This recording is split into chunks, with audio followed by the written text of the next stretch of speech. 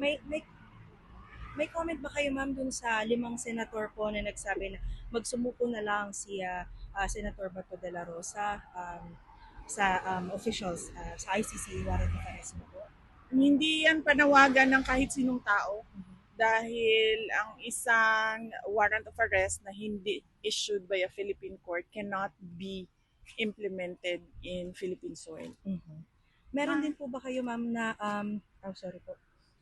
May advice po ba kayo sa ating mga Pilipino community regarding sa nangyayari sa ating sa Pilipinas? Magkaisa sila, dapat magkaisa ang ating bansa para sa katarungan, sa kaayusan, sa kapayapaan at sa kaunlaran. So dapat iisa lang yung direksyon natin at um, isa lang yung direksyon natin at dapat doon sa 4 na K na yon tayo papunta kaayusan, katarungan, kapayapaan at kaunlaran.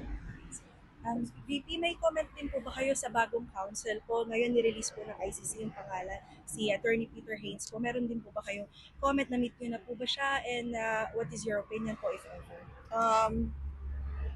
Iwan na lang natin sa ICC ang mga official announcements sa kaso ni dating Pangulong Rodrigo Duterte kasi kahit ano pa namang sabihin natin dito sa labas, kung hindi yon order o utos ng ICC ay wala din katuturan niya. Na-meet nyo na rin po ba yung bago pong council, ma'am? Hindi ko na-meet yung council.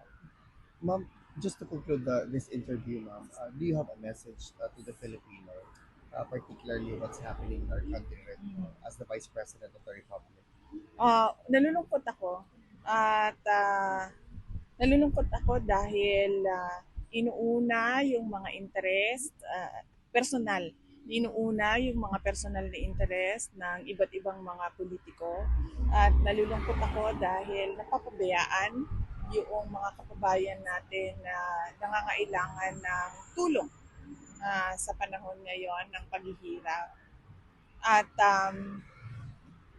nakakalungkot na mula sa pagiging magkaisa na bayan ay nagkawatak-watak tayo dahil sa personal na interest ng mga politiko. Maraming salamat, Thank VP. you po. Mabuhay ka. Mabuhay po.